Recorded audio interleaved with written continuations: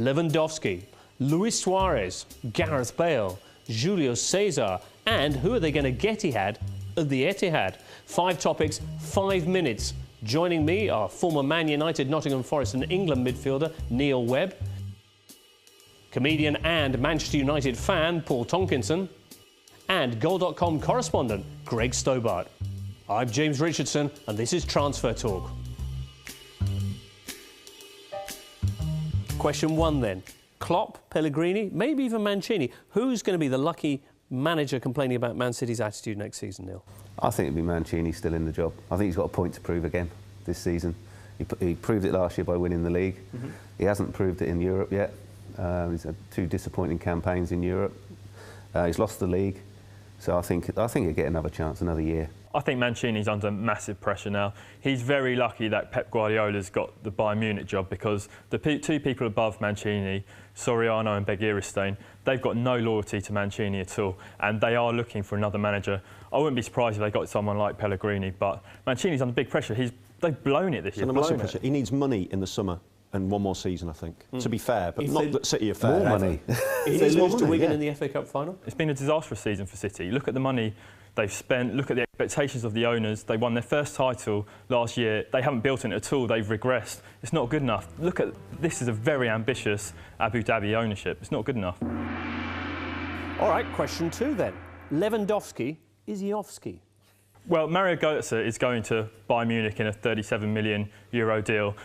You wouldn't think that Borussia Dortmund would be willing to sell their 2 most important players to their greatest rivals. Sir Alex Ferguson very rarely expresses publicly an interest in a player, and he has done in Lewandowski. It makes you question how he would fit into United's squad, but I think he could well be off with 1 year left on his contract this summer. Working with Van Persie, maybe. The end for Rooney. Rooney off to Paris. I think it's the end of Rooney. I think Ferguson wants to get rid of Rooney now, and they've got 4 strikers. Yeah. Why else would they be looking at Lewandowski? He's a wonderful goal scorer. He'd be perfect for them. Someone take the weight off Van Persie as well. Less pressure on, because you don't want to become a one-man team to a certain extent in terms of match winners. Interesting, the Mario Götze angle as well, that coming out just before they play this Champions League semi-final. Of course, if it goes well, he could end up playing his new employers in the final.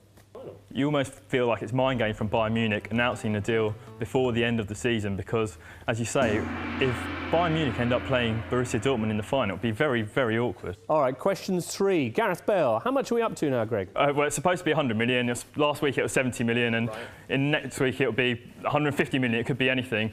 But we know Daniel Levy, the Tottenham chairman, is a ridiculously harsh negotiator, and it all comes down to whether Tottenham are in the Champions League. How much would they take for him? I think it'd take 60, 70 million. In Daniel Levy money, it would do. If they're in the Champions League, I don't think Bale would want to leave. Why would he? He's 23 years old. He's got at least another couple of years ahead of him. And he's the main man as well. I mean, he's the main man there. It depends how much he values that and the supporters. He's always the last off the pitch, isn't he, Bale, notoriously? He likes to soak up the adulation. Will he want to go to Madrid and be a squad player? He's a homeboy as well. Yeah, yeah. His girlfriend or wife is in Wales with a young kid.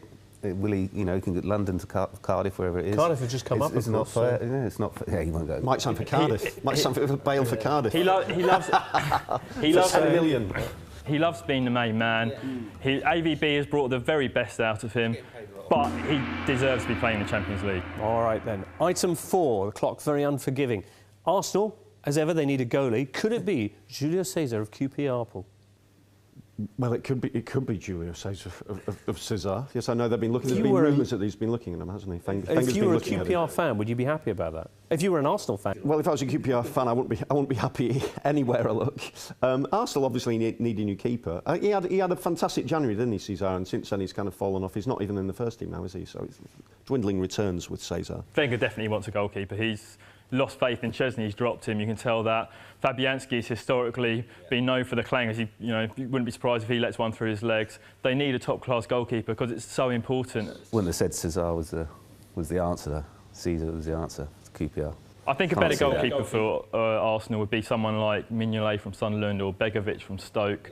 They've been Handanovic, very good player. They've been linked with Reina a lot in the past, but I don't think Reina's been up to much recently either. All right, well, this one's set to run and run, just like our clock, which brings us on to item 5. Luis Suárez, sources at Liverpool, beginning to put him out there and see if there's any offers. Do you think they're going to get a nibble, and from who? Yeah. I don't think they get a nibble. No? No, I don't think so. I think Liverpool took a gamble when they bought him from Ajax after what he did at playing for Ajax.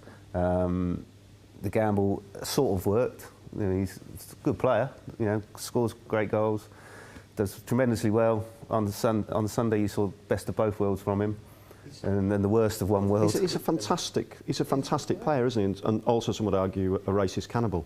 But that's okay if he's delivering for you. There's no way Liverpool are going to sell him. Who are you going to replace him with? The guy's a match winner, and he's a little bit nasty, which all great players need. But obviously, it didn't seem like a big thing for him, did it? It just seemed like he's almost doing it for he wasn't particularly angry or anything. Just part of being a game. I imagine he's one of those who's always nipping at you and all that, and it's just an extension of his.